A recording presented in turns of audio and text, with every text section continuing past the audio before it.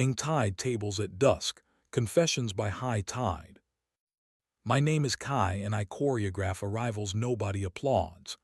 I'm the night dispatcher for the Port Authority. Berths, pilots, tugs, the choreography of steel, salt, and patience. On paper I assign pilots, clear drafts, choose which hull gets the long finger of Pier 7 and which waits for dawn. In practice I translate appetite. Charterers want miracles at market rates. Ship masters want sovereignty with free dockage. The city wants the cranes to look tireless on the skyline. I carry a VHF that lies less than most men, a laminated tide table soft from thumb grease, and a notebook where I write the names of storms we pretend never repeat. I live with Matteo. He's a city firefighter who can talk smoke out of doing its worst. He comes home smelling faintly of plywood and rain and kisses the back of my neck like we're both licenses. We have a rule written on an index card under a magnet shaped like a brass cleat. Say it by high tide. The first time we tried to say hard things at midnight, we ended up arguing with the clock. Tides keep better promises. On our coast, tonight's high is 0614. The Tuesday the range lights behaved and I didn't. The channel held a cue like a breath. 2 car carriers idled outside the bar, a tanker nursed a fouled anchor, and a yacht club regatta had multiplied into the sort of chaos that makes insurance adjusters poetic. At 02:07, a pilot called to say a container ship's bow thruster was acting religious, loud and useless. At 03:33, a tug reported a dead whale that would want an apology. At 04:02, my phone buzzed with the joint email Matteo and I use for deliveries and receipts we don't want to admit are ours. Thank you for your stay, the Spindrift. Time, 12:083:02. Points, 200 added. High tide stood up in my chest like a witness and coughed. I didn't call Matteo. Our second rule covers everything not yet a disaster, 2 loops around the seawall before nomming it. I walked under sodium lights that made the water look like a rumor. The wind smelled like iron filings and moss. A gull solved a crab the ugly way. The harbor said the sentence tides prefer. You already know. He came in like a solution disguised as courtesy. Rowan Vale, he said, crisp enough to cut. His card said Marine Risk Consultant, a phrase you can embroider on a napkin when you've learned how to bill bravado. He'd been hired by Terminal East to optimize movements, which is how money says let me pick favorites. He watched me juggle berths with the practiced interest of a man selecting a mirror. You keep the port polite, he said. I keep it from apologizing 6 months from now, I said, and flipped a pilot to a harried master on Channel 12. Rowan leaned on my console like a man who has perfected leaning. When you clear a draft, do you feel it in your body? He asked, as if the question were an intimacy. I feel everything shallow, I said. It's a hazard of faith. He laughed in the key of entitlement tempered by charm. Drink at the Spindrift when you're off, he asked. We can argue about faith and fuel surcharges. Matteo texted a photo of a whiteboard at his station. Hydrant 43 frozen, engine 12 drill 500. Under it he'd drawn a little flame with a smile. He wrote, home by 5:45. High tide. I sent a heart and a rough sketch of a wave with my thumb. I meant both.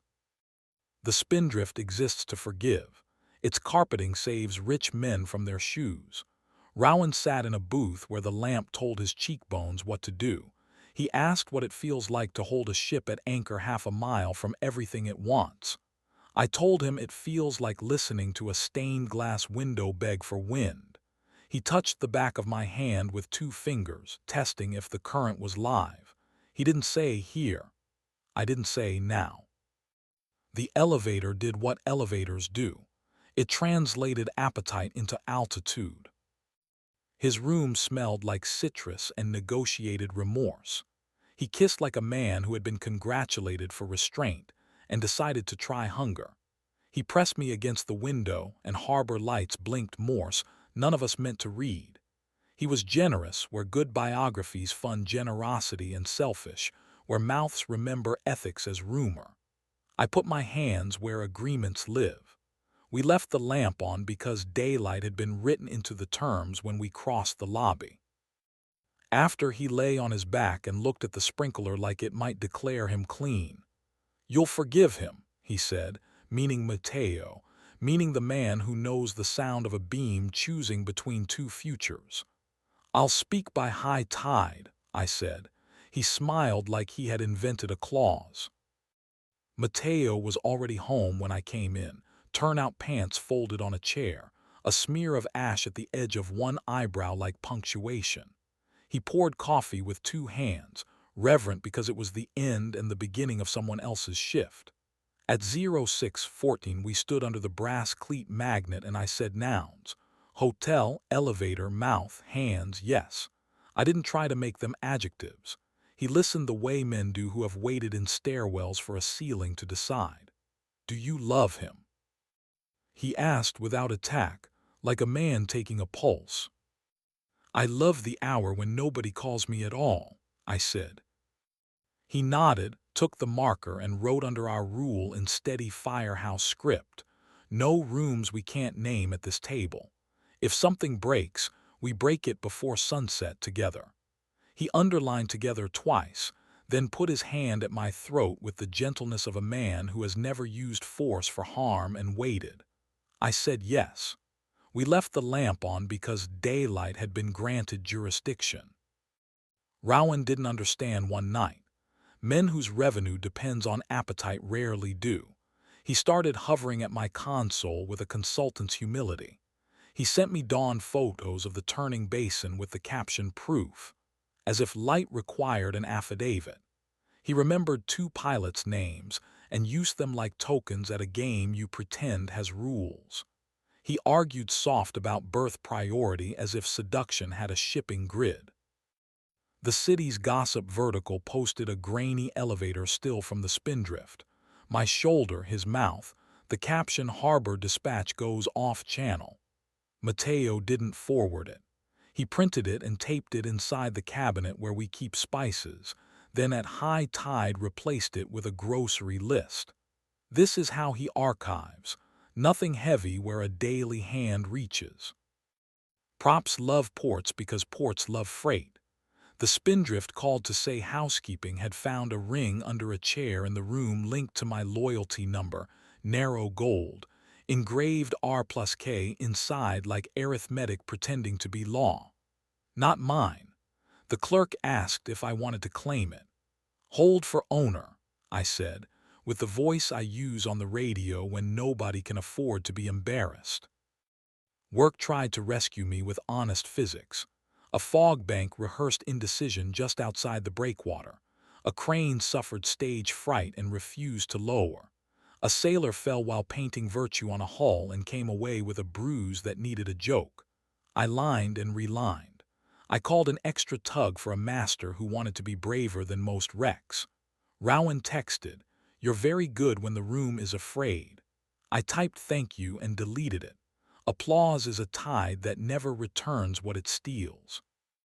Then the little red light blinked where no light should. Security pinged my console with an alarm I pretend I don't keep on my nerves. They'd found a matchbox-sized recorder under a bench in the public lookout by Pier 7, taped with patience and hunger, its light a private heartbeat.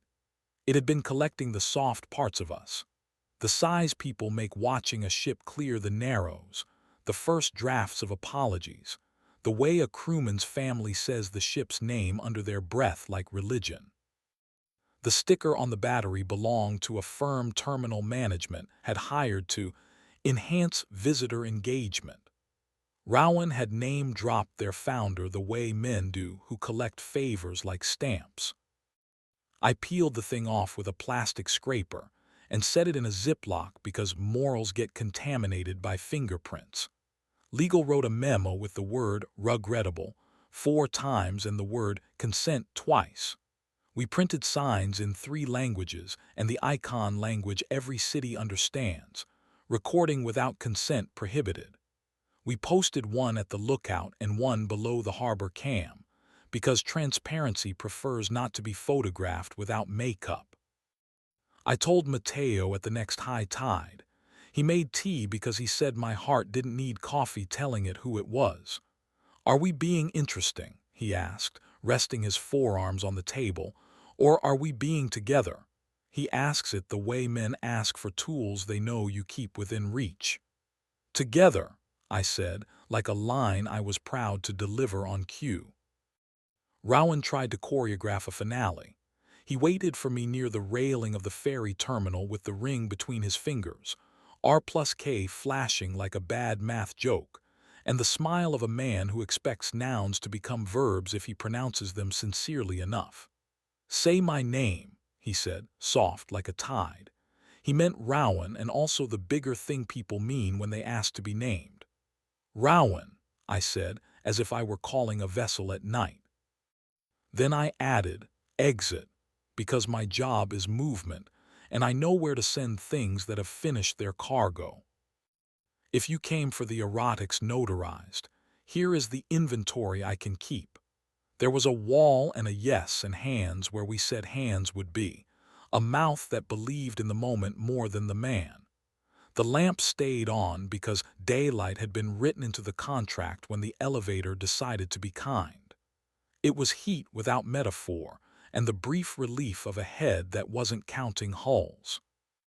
If you came for intrigue plated with garnish, there was a ring with arithmetic engraved inside, a recorder under a bench where people teach themselves to breathe, an elevator that thinks it's an author, a consultant with a smile trained to pass for advice.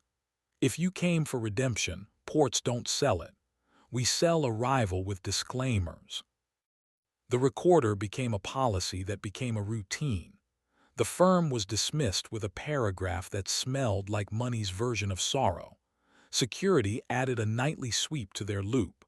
A tourist asked me whether the sign meant stories were unwelcome now, and I said no. It means the stories belong to the mouths that make them. I wrote a note to myself in my notebook. The difference between precise and accurate is whether you care about the tide or the watch. The ring's other initials showed up wearing cufflinks. Carter. There is always a Carter. Arrived at the Spindrift with a lawyer who had practiced kindness, retrieved the band, and nodded at me like men nod when they are both grateful and unwilling to rehearse it. I nodded back the way harbor people do when a thing leaves without dragging a wake. Rowan texted once more from a number that looked like a pop-up restaurant. You were precise. I typed we prefer accurate and muted the thread. Precision flatters. Accuracy gets steel into the berth without kissing concrete. Mateo and I practiced boring until our bodies remembered it was not an insult. He set 2 bowls on the table and put his hand at my throat with the sort of pressure that is a question and nothing else. "Here," he asked, and I said now, because consent likes clocks. After, he laughed into my shoulder like a man who has just watched the roof hold. We ate stew he'd made at some hour when Mercy was on sale. Work stayed work. A pilot told me the fog had learned a new trick, and I believed him because men who steer in chalk are the cathedral's quiet. A kid on a school tour pressed both palms to the observation glass and told the ship she was beautiful. A longshoreman waved at the crane operator like he was trying to make a joke look official, and the container came down sweet. I wrote a memo about which bollards needed attention and another about leaving the lookout alone to be a lookout. Sometimes at 03:00, I stand at the end of Pier 3 with my radio turned down and listen to the harbor talk to itself. The channel looks like a sentence holding its verb still. I think of my father teaching me to tie a bowline with his fingers around mine, how he said this knot is a promise that knows what it's promising. I think of the index card on our fridge with its cheap magnet and how paper breathes when you don't laminate it. I think of a ring engraved with arithmetic and what math thinks people are. We added a line to our card because rules like company. In Mateo's calm block letters, if you burn something, do it where I can help find water. We taped it crooked because accuracy doesn't mind humility. The cleat magnet held. If you want a finale, ports aren't interested. We do rotations. We do closures for dredging. We do wall text on a pier that says please, and then we say it again. Rowan will find another terminal to haunt, another lobby to practice sincerity in, another ring to engrave like a dare. I will still carry a tide table and a radio and a pencil somebody chewed on the day the crane struck. For a few hours at a time, I make the city believe in arrivals and departures as a kind of grammar. Then I go home, if the wind will let me, and stand under a brass cleat with a man who can hold a roof up with his hands while asking my mouth what I'm willing to promise. At high tide, I say it. We build our day around the time the moon explains itself. And when the harbor crouches for dawn and waits for my finger to make a decision look inevitable, I breathe. I listen for shallow, and I tell steel gently where to go.